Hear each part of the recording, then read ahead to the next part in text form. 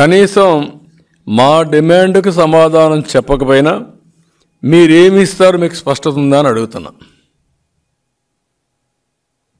మీకు ఓటేసిన దానికి రాష్ట్రంలో ఈ తుఫాను వల్ల ఎన్ని లక్షల ఎకరాలు ఏ పంట నష్టమైందో చెప్పవలసిన బాధ్యత ఉందా లేదా అని అడుగుతున్నా.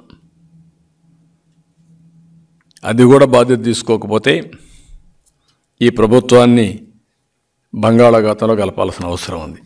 అది గుర్తుపెట్టుకోవాలి. ఇంత దుర్మార్గంగా ఇది చేసే పరిస్థితి వచ్చారు. అందుకే ఈరోజు మళ్ళా ఒకసారి ఒక వైట్ పేపర్ని పబ్లిసైజ్ చేయమని ప్రభుత్వాన్ని అడుగుతున్నా.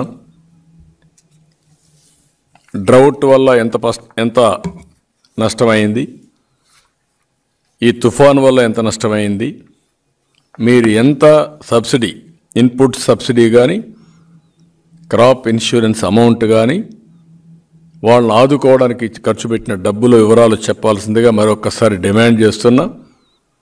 మేము కూడా కేంద్ర కమిటీకి ఎక్కడికి ఇస్తాం, మళ్ళీ మేము చేయాల్సిన బాధ్యత అంతా చేస్తాం. కడాన నిన్న పార్లమెంట్లో కూడా దీన్ని జాతీయ విపత్తుగా పరిగణించి సహాయం చేయమని మా పార్టీ అడిగాం. వీళ్ళు 22 మంది ఎంపీలు ఢిల్లీలో ఏ పైరులు చేసుకుంటారో వాళ్ళకే తెలియదు. వాళ్ళకు ప్రాధాన్యతలు ఏంటో వాళ్ళకి అర్థం కాని పరిస్థితి. 22 మంది ఎంపీలు 25 మంది గెలిపిస్తే మొత్తం కేంద్రం మెడలు వంచి అన్నీ చేస్తా అన్న వ్యక్తులు మెడలు దించేసి ఈరోజు ఇవన్నీ చేసే పరిస్థితికి వచ్చారు. ఇది చాలా దుర్మార్గం, నీచం. ఇది రాష్ట్ర రైతాంగం కూడా గుర్తుపెట్టుకోవాల్సిన అవసరం ఉంది.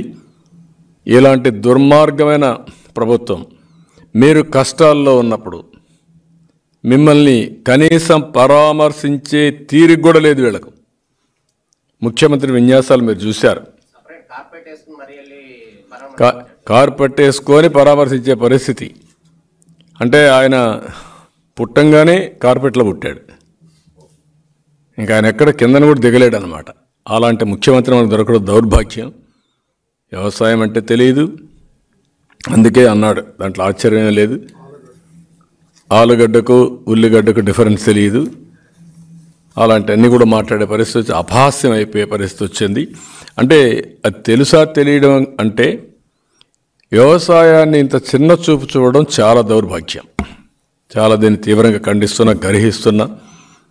ఏది ఏమైనా ఇలాంటి క్లిష్ట పరిస్థితిలో రాష్ట్ర రైతాంగం ఉండడం చాలా బాధేస్తుంది. ఇలాంటి బాధ్యత లేని ప్రభుత్వం వల్ల రైతాంగం చాలా నష్టపోతున్నారు. మళ్ళీ నేను అది కూడా హామీ ఇచ్చాను, రాబోయేది రైతు ప్రభుత్వం, ఏం చేయాలో చేస్తామని చెప్పి చాలా క్లియర్గా చెప్పడం జరిగింది.